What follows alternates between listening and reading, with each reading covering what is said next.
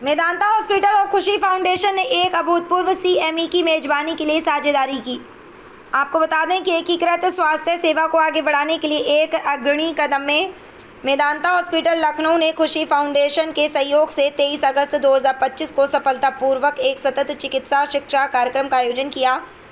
इस कार्यक्रम का मुख्य विषय इमरजेंसी और ट्रामा मैनेजमेंट, कार्डियोवैस्कुलर इंटरप्रिटेशन और आधुनिक चिकित्सा के साथ आयुष प्रणालियों का एकीकरण था। सीएमई में विभिन्न चिकित्सा क्षेत्रों के अग्रणी विशेषज्ञों ने भाग लिया। मेदांता हॉस्पिटल से इमरजेंसी मेडिसिन के प्रमुख डॉक्टर लोकेंद्र गुप्ता और जाने माने कार्डियोलॉजिस्ट डॉक्टर सोमिल वर्मा ने उन्नत इमरजेंसी प्रोटोकॉल और कार्डियोवैस्कुलर डायग्नोस्टिक्स पर महत्वपूर्ण जानकारी दी।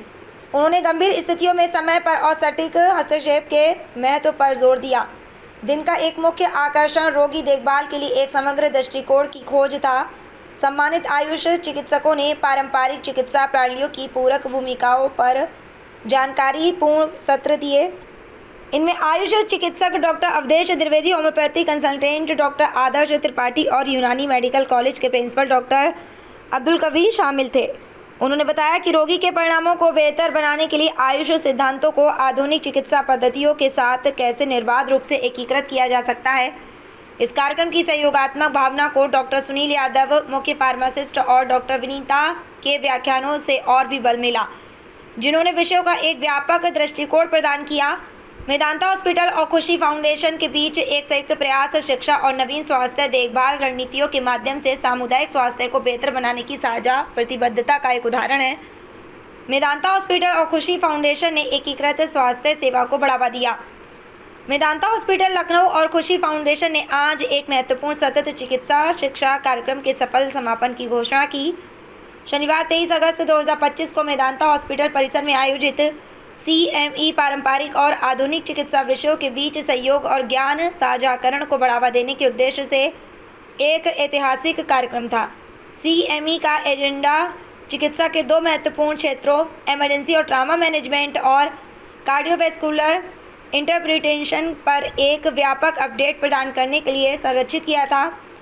सत्रों का नेतृत्व मेदांता के वरिष्ठ चिकित्सकों ने किया, जिसमें emergency head doctor Lokendra Gupta और कार्डियोलॉजिस्ट डॉक्टर सोमिल वर्मा शामिल थे। उन्होंने अपने अपने क्षेत्रों में नवीनतम प्रगति पर प्रस्तुतियां दी, जिसमें क्रिटिकल केयर तकनीकों और कार्डियक डेटा की सूक्ष्म व्याख्या पर प्रकाश डाला गया, जो आपातकालीन स्थितियों में जीवन बचाने के लिए महत्वपूर्ण है। दिन का एक केंद्रीय विषय आयुष चिकित्सकों की भूमिका और आधुनिक चिकित्सा के साथ उनका एकीकरण था। आयुष समुदाय के सम्मानित पेशेवरों ने अपनी विशेषज्ञता साझा की, जिसमें एक समग्र स्वास्थ्य सेवा मॉडल की वकालत की गई। वक्ताओं में doctor Awadhesh Dwivedi, doctor Adarsh Tripathi, homeopathy consultant और डॉक्टर अब्दुल कवी, प्रिंसिपल यूनानी मेडिकल कॉलेज शामिल थे। उनकी प्रस्तुतियों ने इस बात पर ध्यान केंद्रित किया कि पारंपरिक प्रणालियाँ आधुनिक चिकित्सा के लिए शक्तिशाली पूरक के रूप में कैसे कार्य कर सकती हैं, विशेष रूप से पुरानी बीमारियों के प्रबंधन, पुनर्वास और निवारक देखभाल में। डॉक्टर सुनील यादव, मुख्य फार्मासिस्ट और डॉक्टर विनीता ने भी अतिरिक्त जानकारी दी, जिन्होंने अपने विशेष ज्ञान के साथ शैक्षिक सत्रों को पूरा किया। मेदांता हॉस्पिटल के एक प्रवक्ता ने कहा कि हमें इस सीएमई की मेजबानी के लिए खुशी फाउंडेशन के साथ साझेदारी करने पर गर्व है। यह हमारे इस विश्वास को रेखांकित करता है कि स्वास्थ्य सेवा का भविष्य सहयोगात्मक और रोगी केंद्रित है। आधुनिक और पारंपरिक चिकित्सा की शक्तियों को एकीकृत करके हम अधिक प्रभावी और दयालु देखभाल प्रदान कर सकते हैं। खुशी फाउंडेशन, जो स्वास्थ्य सेवा और शिक्षा के साथ वंचित समुदायों को सशक्त बनाने के अपने काम के लिए जाना जाता है, उसने ऐसी पहलों के प्रति अपनी प्रतिबद्धता व्यक्त की। फाउंडेशन के एक प्रतिनिधि ने कहा कि इस सीएमई के लिए मेदांता हॉस्पिटल के साथ हमारा सहयोग हमारे समुदाय की भलाई में सुधार के मिशन का एक प्रमाण है। हमारा मानना है कि एक स्वस्थ समाज बनाने के लिए विभिन्न चिकित्सा प्रणालियों के बीच के अंतर को पाटना आवश्यक है। लखनऊ से इकबाल अहमद की रिपोर्ट। देखिए, बहुत इम्पॉर्टेंट है आज का प्रोग्राम, एक बहुत अच्छी पहल है, क्योंकि ये जो गैप है उसको फिल करना बहुत ज़रूरी है। देखिए, आयुष के डॉक्टर्स बैकबोन हैं है ना, वो गांव-गांव तक है ना उनका नेटवर्क है और वो मरीजों को देख भी रहे हैं, उनका इलाज भी कर रहे हैं। बट लेकिन वो बेसिक ट्रेनिंग अगर उनके पास आ जाए, बेसिक ट्रेनिंग मीन्स वो इमरजेंसी मैनेजमेंट प्राइमरी सर्वे, क्योंकि देखिए अभी भी आपको पता है कि बहुत ऐसे एरियाज हैं जहाँ पे डॉक्टर्स नहीं पहुँच पाए हैं जो एलोपैथिक डॉक्टर्स हैं। तो आयुष डॉक्टर्स को एटलीस्ट बेसिक इमरजेंसी मैनेजमेंट अगर सिखाया जाए, उनको बताया जाए, तो उससे काफ़ी हेल्प हो सकती है। क्योंकि पेशेंट जब रिफ़र होकर हमारे पास आता है तो काफ़ी पेशेंट तो हमारे तक नहीं पहुंच पाते हैं, है ना, या जो पहुंचते हैं तो ऑलरेडी बहुत लेट हो चुका होता है। तो उनको एक बेसिक इमरजेंसी मैनेजमेंट मेरे ख्याल से, ये मेरा पर्सनल व्यू है कि वो करना चाहिए, सिखाना चाहिए। आवाम से क्या कहना, एक संदेश देना चाहेंगे चैनल के द्वारा सर? देखिए बहुत ही मैं इमरजेंसी पे बोलता हूँ और गोल्डन आवर पे बोलता हूँ, बहुत मतलब सालों से बोल रहा हूँ, वो कीमती पल को पहचानना बहुत ज़रूरी है।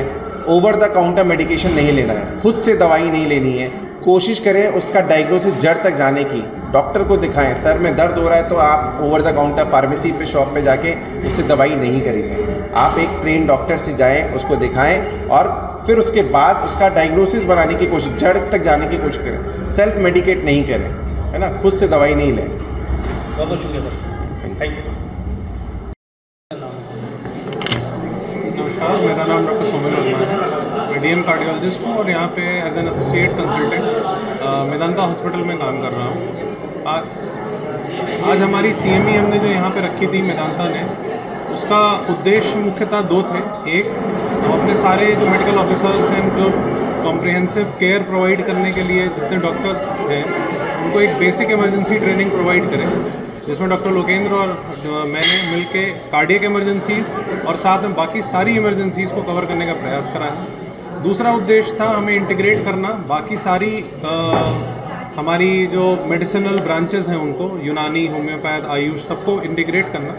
हमने सबके इंसाइट्स देखे, हमने सारे डॉक्टर्स के इंसाइट्स सुने और बहुत ही एक इंटरैक्टिव अच्छा सेशन था, जिसमें हमने रियलाइज़ करा कि एक दूसरे से हम बहुत कुछ सीख सकते हैं और एक दूसरे के साथ ग्रो कर सकते हैं।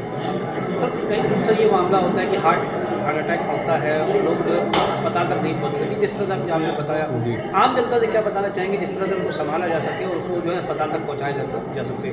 ऐसे में क्योंकि हालात उत्तर प्रदेश के या लखनऊ के भी ट्रैफिक को जो जिस तरह से मामले आते हैं, अस्पताल में पहुँचते उनको कहीं ना कहीं दम निकल जाता है, ऐसे लोगों से क्या कहना चाहेंगे? जी, आपका प्रश्न बहुत ही अच्छा है। इसमें 2-3 मुख्य विषय हैं। पहला, हार्ट अटैक बहुत ही कम मरीजों में ऐसा होता है कि सबसे पहला सिम्टम ही एक बड़ा हार्ट अटैक है। हमेशा पहले से कुछ छोटे छोटे सिम्टम्स आ रहे होते हैं, जिनको हमारी आदत है कि इग्नोर करते हैं। कि गैस हो रही थी, चलने में दर्द हो रहा था, सांस फूल रही थी, हम उसको इग्नोर करते हैं, ये बोल के कि अरे तो कुछ नहीं है, हम डॉक्टर के पास नहीं जाएंगे। एंड फाइनली जब एक बहुत बड़ा हार्ट अटैक हो जाता है तब हम डॉक्टर के पास भागते हैं। सबसे पहले हमें ये बचाना है, हमें छोटे सिम्टम्स जब आना चालू हों, अर्ली स्टेज में ही बीमारी को पकड़ना है और वहीं से उसको इलाज करना है।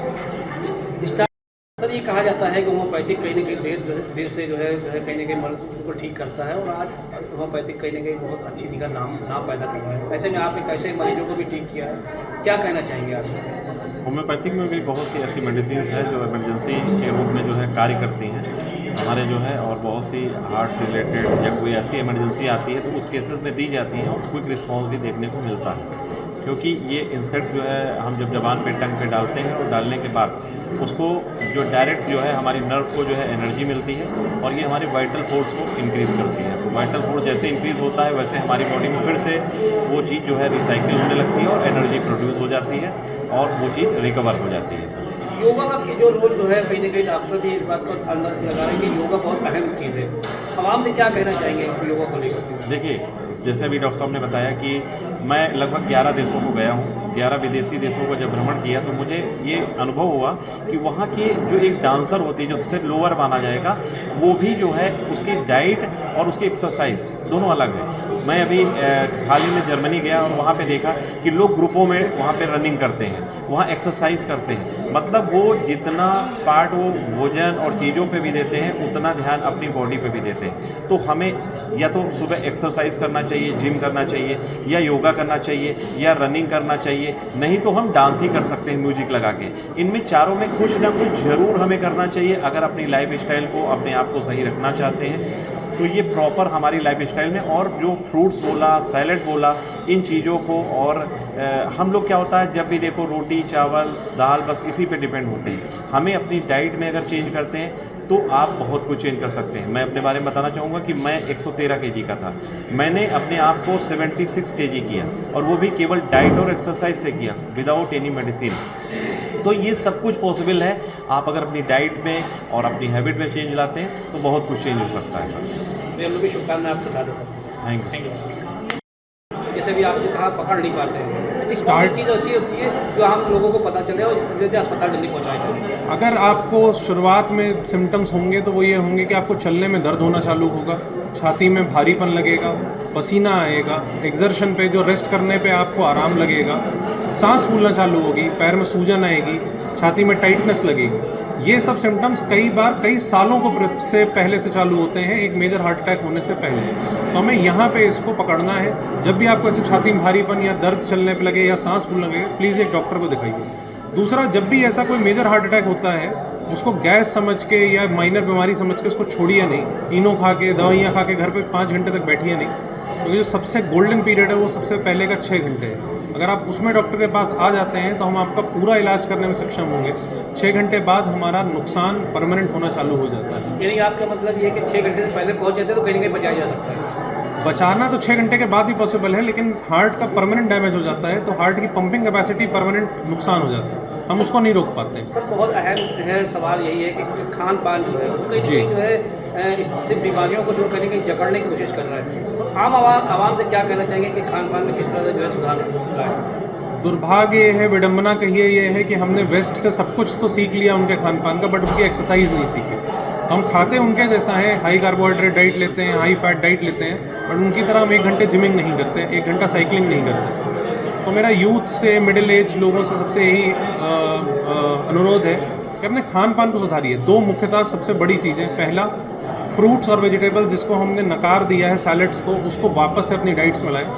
सिंपल एक प्रोसेस कि हम सुबह और शाम में 1-1 बोल फ्रूट्स एंड वेजिटेबल्स खाएं, बहुत बड़ा डिफरेंस बनाता है। दूसरा, ऑयल्स, हमने जिस घी को नकार दिया है उसको वापस लाएं अपने डाइट में। सनफ्लावर ऑयल को, सरसों के तेल को, इसको ज़्यादा इस्तेमाल करने की कोशिश करें rather than refined oil.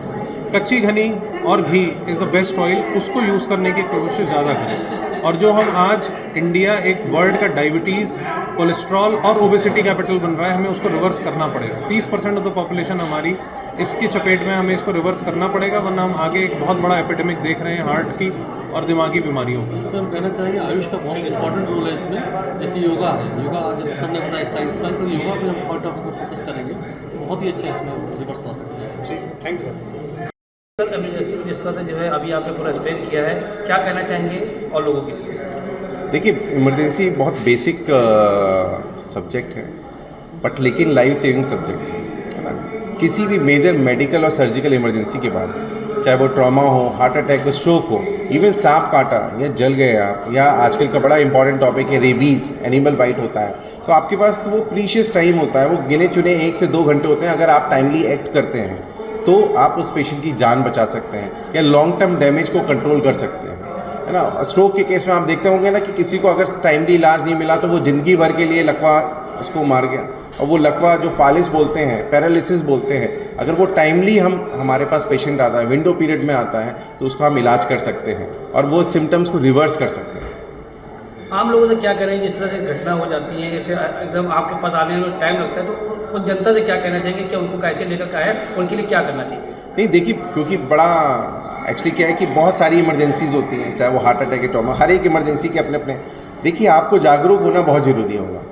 Problem क्या रहता है कि लोगों को अवेयरनेस ही नहीं है, वो अपना प्रीशियस टाइम वेस्ट करते हैं। जैसे कि सपोजिटली इमरजेंसी हुआ है ना, किसी के घर पे या ऑफिस में इमरजेंसी हुआ, फिर वो सबसे पहले क्या करेंगे, पहले तो वेट करेंगे कि ना चलिए ठीक है बैठ जाओ, सांस लो, गहरी गहरी, और ये सारी, फिर वो अपने फैमिली या फ्रेंड को, अरे कुछ नहीं है, उसको थोड़ा सा सुला दो, वो ठीक हो जाएगा, है ना।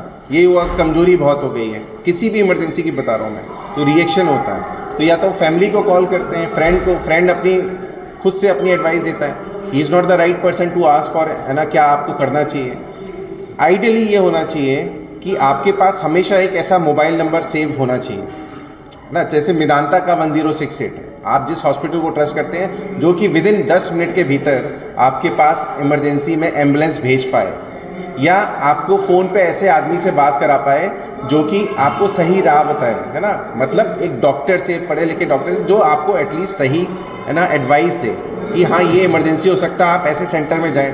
या बड़ी कॉमन मिस्टेक होती है, वो ऐसे हॉस्पिटल्स में कई बार जाते हैं जहाँ पे वो बेसिक इन्वेस्टिगेशंस और बेसिक मैनेजमेंट उनको नहीं आता है, तो टाइम वेस्ट नहीं करना है। वो रेड फ्लैग साइंस आपको पता होना चाहिए, जैसे कि स्ट्रोक में मैंने बताया बी फास्ट निमोनिक होती है, एक साइड का हिस्सा काम नहीं कर रहा है, बोलते बोलते तुतलाने, स्लरिंग होने लगी, या आप बोलना बंद कर दिया, या एक साइड की आर्म आपकी वीक हो गई, या एक साइड का चेहरा झूल गया, है ना, तो ये आपको साइन, मतलब रेड फ्लैग साइंस हैं जो पब्लिक को पता होना बहुत ज़रूरी है, और हम वही अवेयरनेस क्रिएट करने की कोशिश कर रहे हैं पब्लिक के लिए।